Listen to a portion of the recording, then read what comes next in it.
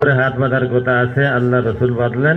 ওই হাদিসের মধ্যে মুহাম্মদ ইবনে ইসমাইল একজন রাবি আছেন মুনকারুল হাদিস বুখারীর কাছে, সুতরাং সেই হাদিসটাও সহিহ নয়। আর আল্লাহ রসুল থেকে সহিহ হাদিস আবু দাউদে আছে, সুম্মা ওয়াদা ইয়াদাহুল ইয়ুমনা, আল্লাহ রসুল তার ডান হাত রাখলেন আলা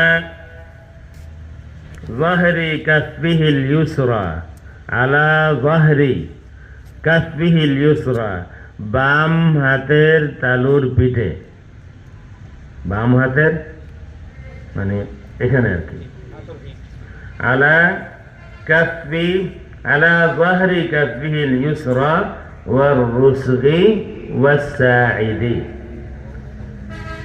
সুতরাং হাত বাঁধার পদ্ধতি সহিহ হাদিস দ্বারা সাব্যস্ত হলো ডান হাতের এই তালুটা বাম হাতের এই পিঠের উপরে কিছু অংশ, এরপরে কবজি, এরপরে বাহু।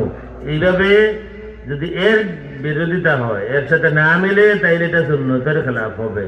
কাউকে হত্যা করা যাবে না, সুন্নতের খেলাফ হবে, এটা সুন্নতের খেলাফ। আমরা সুন্নি শুধু করি না, আমরা সুন্নতের উপরে আমলও আমরা করি। দেখেন ১,৫০০ বছর পরেও আমাদেরটা হাদিসের সাথে মিলতেছে। আমরা এতদিন শুধু বলছি আবু হানিফা আবু হানিফা, কিন্তু আমরা তো আজকে আবু হানিফা না, আজকে আমরা বলতেছি আপনারা সবাই বুখারী মুসলিম, আর আমরা হাদিস থেকে আপনাদের কিতাব থেকে দলিল দিচ্ছি। দেখেন আবু দাউদেই হাদিস আছে আল্লাহ রাসূলের হাত পাতার নিয়ম। এই একই হাদিস আছে নাসাঈতেও ওয়াইল ইবনে হুজর থেকে, তিনি বললেন লা আনজুরান্না ইলা সালাতি রাসূলিল্লাহি সাল্লাল্লাহু আলাইহি ওয়াসাল্লাম কাইফা ইউসাল্লি ফানাযারতু ইলাইহি ফাকামা ফাকাব্বারা ওয়া রাফা'a ইয়াদাইহি হাত্তা হাদাতা বিউযনিহি থুম্মা ওয়াদা'a ইয়াদাহুল ইয়ুমনা আলা কাফিহিল ইউসরা ওয়ার রুসগি ওয়াস সাইদি। সুতরাং আমাদের হাত বাঁধার পদ্ধতি এবং হাত বাঁধার জায়গাটা একেবারেই একুরেটলি হাদিস সম্মত, সুন্নাহ সম্মত। নাভির নিচে প্লাস আমরা যেভাবে হাত রাখি একেবারে একুরেটলি সুন্নাহ সম্মত। এটা তাদের বইতে জাল হাদিসের কবরে রাসূলুল্লাহ সাল্লাল্লাহু বই ২৮ পৃষ্ঠায় লেখা আছে, সমাজে প্রচলিত যে নামাজ এটা রসুলের নামাজ না, এটা জাল ও জয়ীব হাদিস ভিত্তিক বানোয়াট নামাজ।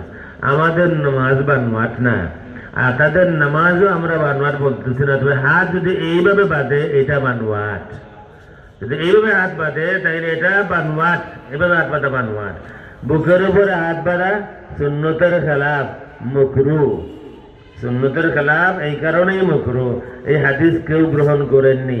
ইমাম আহমদ ইমামুদ্দুনিয়া, ইমাম আহমদকে ইমামুদ্দুনিয়া বলা হয় হাদিসের উপরে। তার মানে মুসনাদ আহমদ সব থেকে বড় কিতাব হাদিসের। তিনি বলতেছেন রাসূলের হাদিস হলো